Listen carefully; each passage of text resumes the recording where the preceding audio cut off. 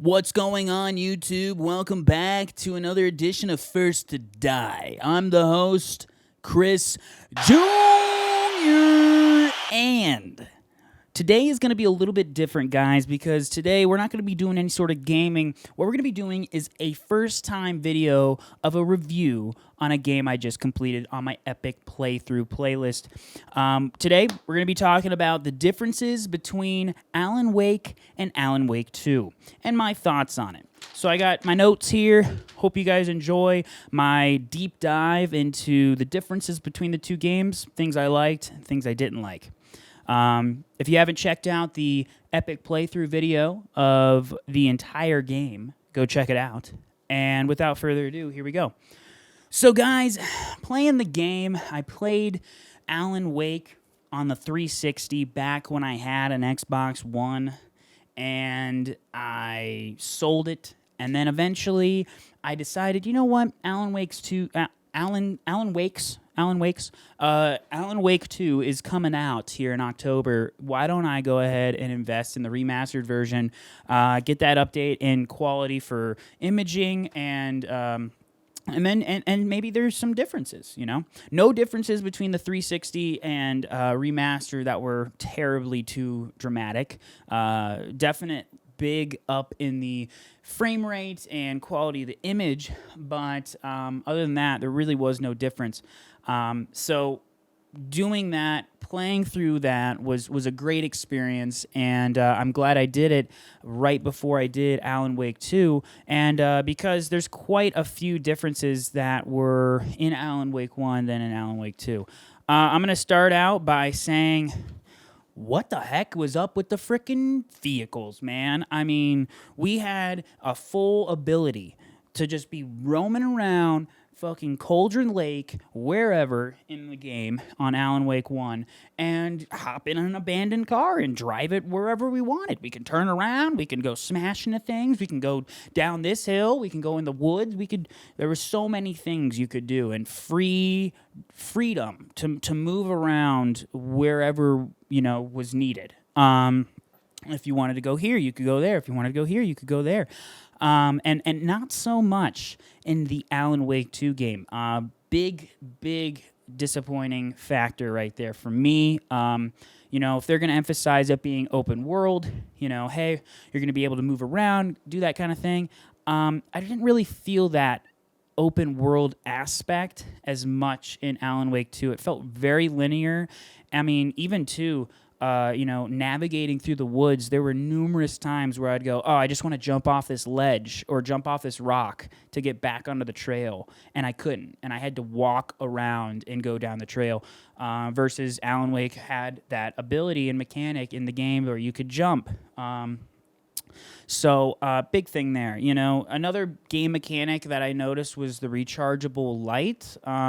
Alan had a rechargeable light, and over the course of the game would get better flashlights that had longer charges, and they would actually recharge when you would be depleted.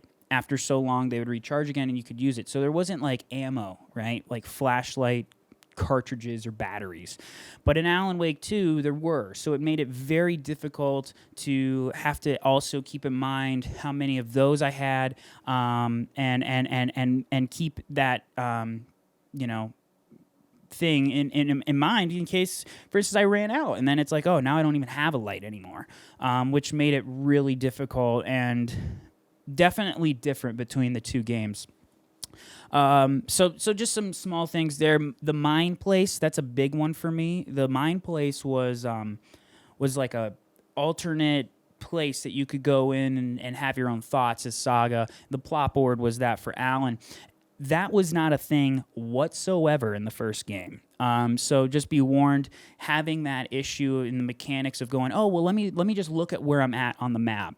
And then you'd pause, you'd go to the mine place. Well, if there was an enemy, he'd run at you and hit you while you're in the mine place, and you wouldn't even know. Or the plot board, and you wouldn't even know.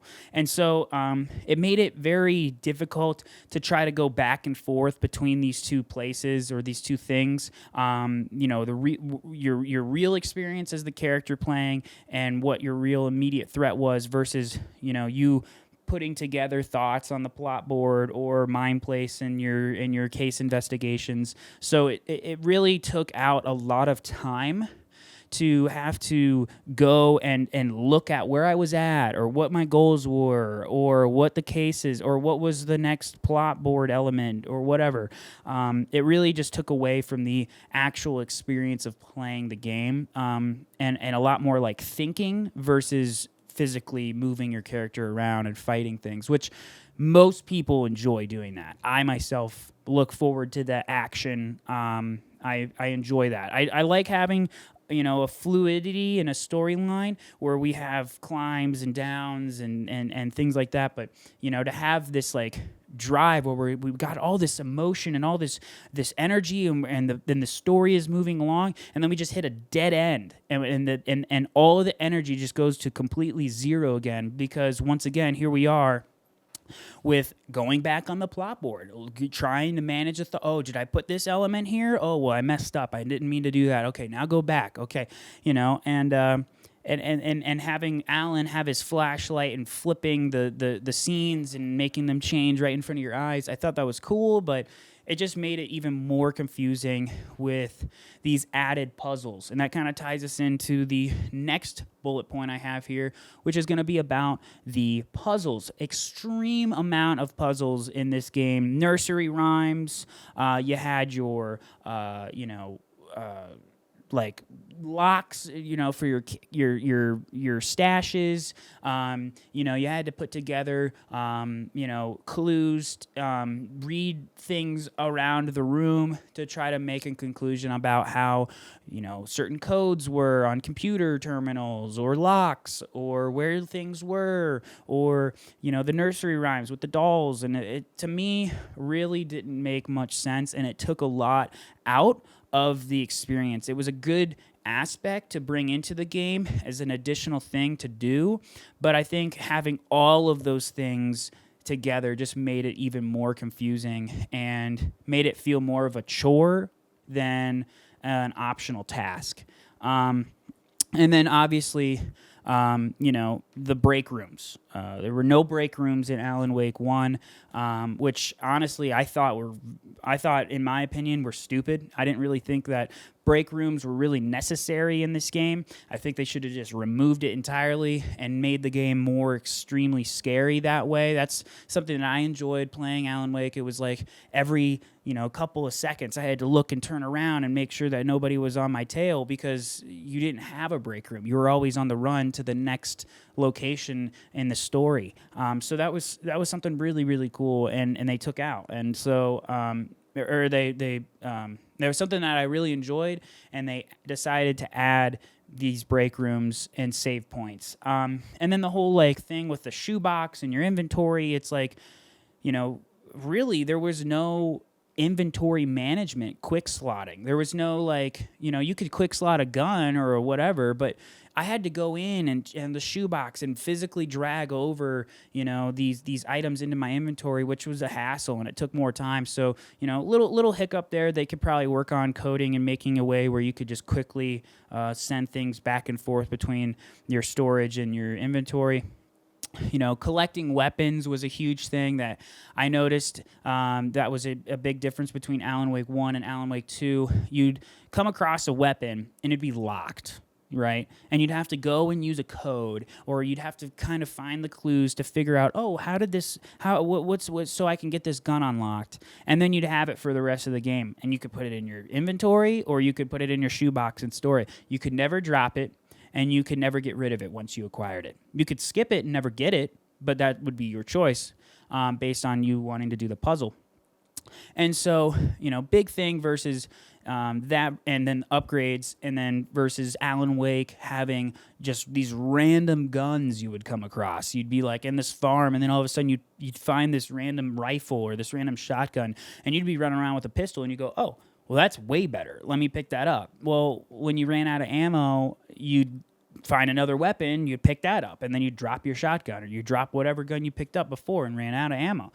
So it made you kind of have to think on your feet and think like, okay, I only got this much ammo. I'm going to try to save it. You're always running away from things. You didn't really have to interfere with like bosses or major, changes in the story where like there was maybe one. I think there was two bosses in Alan Wake 1 that you had to kill, but in Alan Wake 2, I think there was like, oh man, like 5, 6. So like, big up in regards to like battle and like fighting bosses and stuff like that, which I thought was cool, but once again, it takes out a lot of the experience of following the story. If you have like another boss, and then as soon as you get to the end of that chapter, then there's another boss. It's like, what are we playing, Dark Souls? So I mean, for me, it felt redundant. It made sense to like fight Scratch at the end, but like to me, that should have been the major boss. There shouldn't have been major bosses at the end of each chapter. So big thing there. One of my biggest gripes, guys, is going to be whenever you would start and then end your gameplay for Alan Wake 1, you would leave and then quit the game, and then when you would, revisit it and go, oh, tomorrow or maybe a little bit later, you'd open it back up, and then you'd hit continue, and it would go, previously on Alan Wake. And it was so refreshing to like be able to go and revisit what I had just done maybe a week ago or yesterday or later or earlier that day. And it was a great way for me to like just reiterate and just get back into it, without having to like remember and go, okay, where was I or what was I doing, or like, oh, and this happened in the story. It really kind of had this like way of like almost like a preview or a trailer to what you were about to resume. And that's not in Alan Wake 2. So big letdown there, regarding that mechanic and aspect of the game. I think I've seen a bunch of reviews on Alan Wake 2 in comparison to Alan Wake 1, and quite frankly, another big thing is there's just less enemy interaction. There's less action in general, In the course of me getting from point A to point B in Alan Wake 1, I had maybe experienced 20 to 50 enemies, and I wouldn't be able to kill them all. Well, in Alan Wake 2, from point A to point B, I'd maybe experience 5 to 10, and I would have to kill them or they would kill me. And so it made me really just have to confront these enemies up front and face them, when there were numerous times where I was like, I don't want to do that. I just want to get to this next waypoint because I was used to that experience playing Alan Wake 1. So, they took that and it just, to me, it made it less fun. And then, of course, now here bringing that into...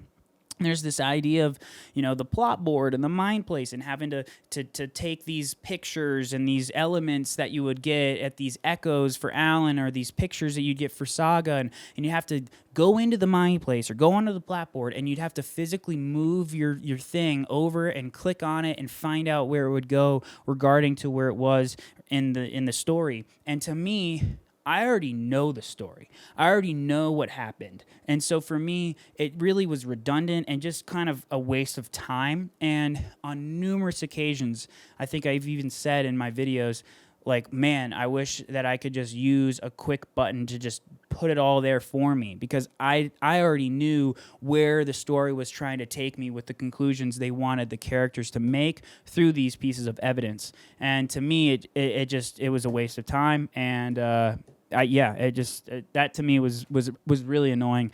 And then let's see what else. Alan Wake 1 had partial crossover, had a couple like little hints at things, but nothing too major. Alan Wake 2 definitely has some serious crossover from other games like Control, Max Payne, character, storyline. I mean, there was even characters from Control that were in Alan Wake 2, like Ati or Auntie or whatever his name was, who was the janitor. He's also a janitor in Control. So, having that aspect was cool, but it would have been nice if it was just like a cameo or just like a little thing. But these characters in these games that had, and then just I can't remember his name, but Quantum Break, the main character from Quantum Break, he also is in there as a police officer. So there's a lot of crossover, and it's cool. But to me, it once again takes away from the story and what we're trying to accomplish finishing the game for Alan Wake 2. It just is a distracting factor. It's cool if you've played their other games, you'd kind of go, oh yeah, but once again, it really doesn't do much. It was extra effort. I noticed that Remedy put into that really didn't need to be there as much. It needed to be there, but not nearly as many cameos and guest appearances from other games that they had. So that was a big thing for me. I could keep going on, but another big thing for me was manuscripts. Manuscripts were optional to listen to in Alan Wake 2. Which really took out a big chunk of the story. They want you to make those conclusions and put those pieces of evidence there so that you can watch the character make the conclusions. But in Alan Wake 1, you'd come across a manuscript, he'd pick it up, and immediately he would read it to himself. And it would allow you to go, okay, this is where we're at, this is where his thoughts are, and now we're moving forward. And I kind of have like an idea, but I don't know what's next. Well, with the other, it just was like Alan Wake 2, they're just basically, here's everything, put it all together, the character will make the conclusions, and you can just sit back and not have to work. And it's like, I like being able to make those conclusions myself. I think it's important as a gamer to make sure that we make our own executive conclusions about games and feelings and story that happens within it in our gaming experience, than to be literally babied and shown how to make conclusions. So it made me feel less of a gamer and more of a watcher. So big thing there. Other than that, last thing I'd say, because I don't want to make this video too long, but the last thing I'd say, you guys, is just having an unresolved story. I mean, we end with Alan at the end of the first game defeating the enemy and Alice falling into the lake, waking back up on the shore, and then Alan's gone, trading places in the dark place. So we're like, okay, I wonder what's going to happen next. Well, my thought was, oh, we're going to get an idea on Alice and her life, and then Alan and how their life and what missing, or maybe they're going to continue the story on from past that, and maybe there's something deeper going on, but they really just tied it back into that. And then once again, just same thing that happened in the first game with like getting taken into the lake, then coming out as a taken, and this whole thing. It was like basically just the same thing, but just with different characters. And I liked how they brought Saga into it and having her own storyline get like altered to show you that it wasn't just like a snap of the fingers and then all of a sudden shit hits the fan and then you don't know what's going on with reality. I think the slow creep really made it more understanding. Having that aspect at the end of the game where Alan does that, and it's like, okay, I'm thinking I know what I'm gonna, what the next game's gonna be about, but it takes a totally different spin. And then at the end of this game, at the end of Alan Wake 2, here we are sitting there, and then Casey goes, well, is it over, Anderson?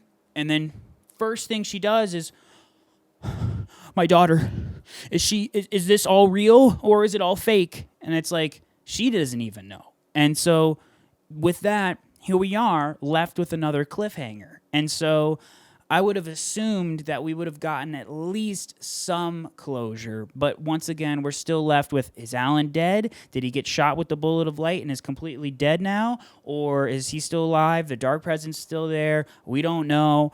And we don't even know if Saga's freaking daughter is alive. And it's like, so having that unresolved ending just really does it's like, really, like, couldn't we have some resolution, regarding this?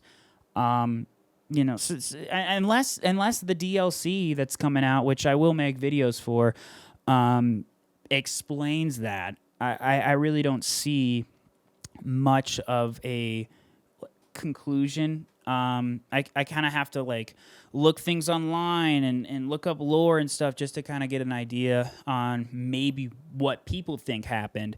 But yeah, it's just it really comes down to just not having any sort of resolution. I mean, just a little bit, but it's not enough. It's like I want to know what happened. And so. Having that little snippet of Alice in the video and her saying after the credits roll, that was somewhat insightful, and I'd say that's probably the only piece of insight that happened after the game ends that made any sort of attempt for conclusion. So, yeah, these are just some of my thoughts, you guys. Hopefully, you agree. If you don't, let me know why you don't agree. Tell me what you think was good. Tell me what you think was bad about Alan Wake and Alan Wake 2. I'd love to hear. Leave me a thing in the comments. Go like, go subscribe. Once again, stay tuned because we are going to be coming out with Hellblade Epic Playthrough. But yeah, I just wanted to make this video, guys, just to really go in depth on the big things that I noticed playing the first and the second game, and hopefully you guys agree. So once again, thanks for watching. Hope you guys liked, and we'll catch you guys on the next one. Peace.